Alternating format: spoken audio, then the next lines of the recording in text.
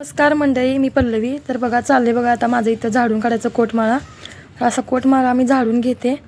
तर बघा कोटमाळा 6 महिने झालं झाडून आणि इतका पसारा झाला आहे कोटमाळ्यावरती की काय बघाय नको. मला कामाच्या व्यापातून आम्हाला दुकानातून ते असं वेळच मिळत नाही झाडाला आणि याला शिडी लावून झाडायला लागते, त्यामुळे काय झाडालाच मिळत नाही बघा. तर बघा असं चालले माझं झाडायचं इथं. आणि हा एक खापरीचं घर आणि मातीचं घर असल्यामुळं झाडावर तर व्यवस्थित लागते. आणि हात फिरल तिथं लक्ष्मी फिरतात असं म्हणतात हात फिरल तिथं लक्ष्मी फिरते. तर बायकांना सवयच असते बघा स्वच्छ घर ठेवण्याची, आणि प्रत्येक बाईला अशी सवय असते बघा घर स्वच्छ ठेवण्याची. तर बघा असं चाललंय माझं झाडायचं. आणि असं घर आमचं हे भाड्याचं आहे बघा. घर भाड्याचं असो की स्वतःचं घर, हे घर असतं आणि घरात स्वच्छता ठेवणं आपलं हे काम असते. आपण स्वच्छ ठेवलं तरच घर घरासारखं राहतं असं म्हणतात. तर बघा माझं चाललं आहे आणि माझं सारखं असं स्वच्छ करणं असते, पण ते वरचं व्हीत नाही कारण वरती माळा शिडीवरून चढायला लागते आणि रोज शिडी पण घेता येत नाही खाली.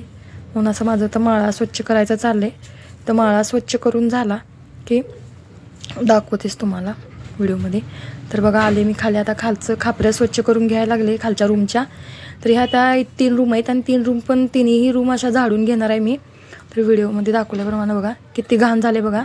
रोडावरच्या गाड्या येतात, मोठ्या मोठ्या गाड्या आमच्या इथे येतात बस वगैरे. आणि रोडवर घर असल्यामुळे इतकी घाण होत्या का नाही काय सांगू.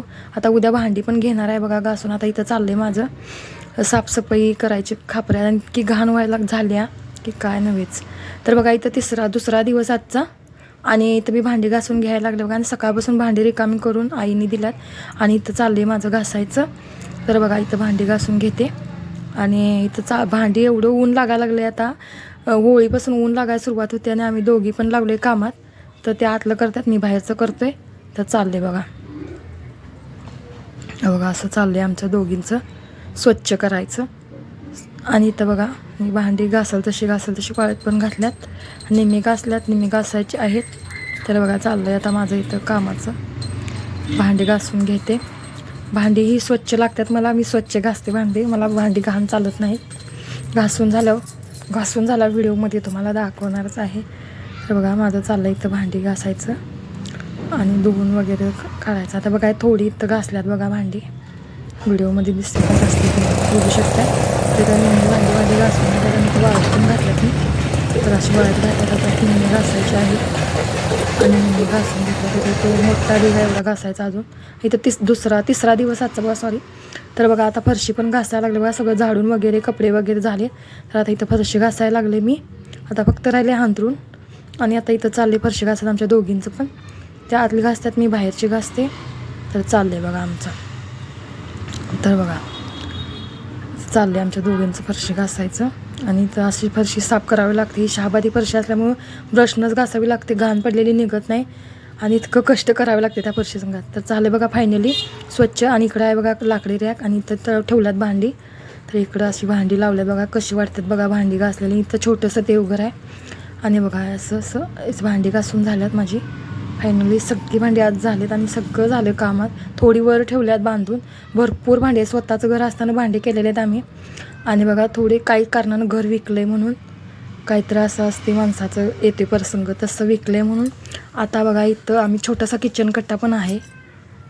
तर बघा आणि बघा असं झालं आहे बघा. आता इथं बाहेरची रूम पण आहे बघा, साफ करून झाल्या. तर दाखवते तुम्हाला. इथं बाहेरची रूम आहे.